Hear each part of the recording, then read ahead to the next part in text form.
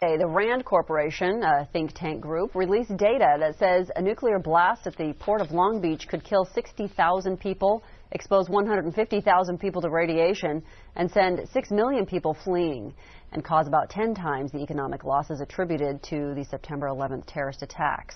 So with that little conversation starter out of the way, the real question is, are you and the people you love prepared for a disaster?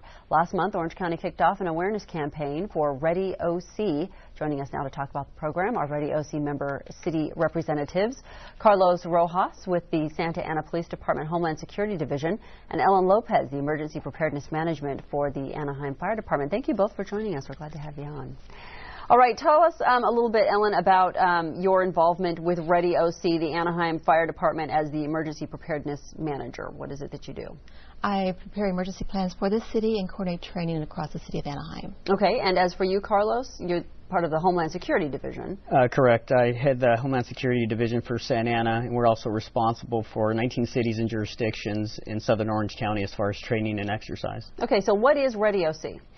ReadyOC is a campaign where we're trying to get folks aware of both man-made and natural catastrophic events that may occur within the county.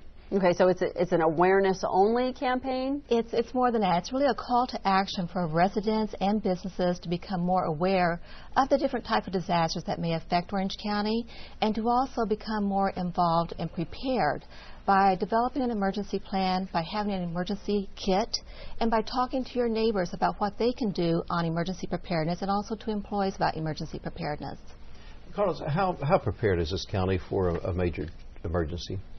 Well, our frontline folks, police and fire, are very prepared, and now what we're trying to do is push the message out to the residents, to the business community, and make sure that we're all on the same page, because we realize in case of a catastrophic event, we're going to need all the help and all the assistance possible from the folks in the communities.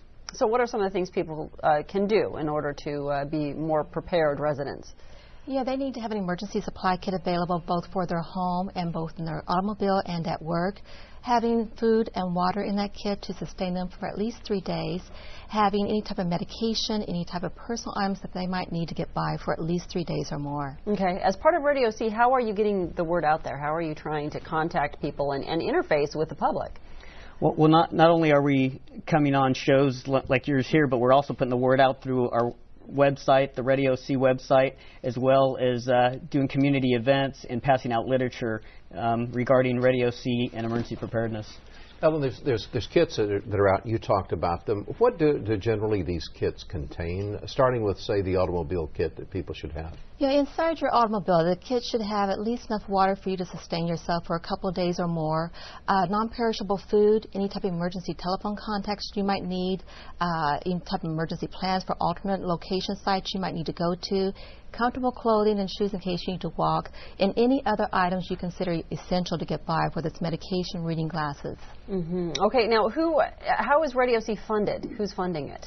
The funding comes through the U.S. Department of Homeland Security. Okay. It is through the Urban Area Security Initiative grant, and it does supply funds for the urban areas throughout the nation to bring forward this program and get the community aware. Okay. Are you working with the schools, elementary, high schools, that type of thing as well? We're working with all organizations, businesses, schools, and developing partnerships with these organizations so we can get the word out and be more prepared as a county.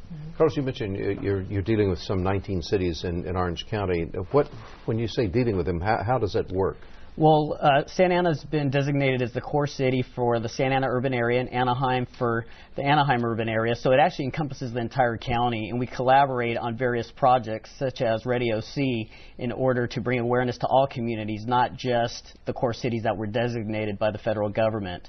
So it's really a collaborative effort by all cities in the county. Okay. We have the website up. It's ReadyOC.org. On there you can find all the information you need. Will it also take you to links where you can get the survival kits and that type of thing as well? Yes, it will. Okay, it's a one-stop shop then.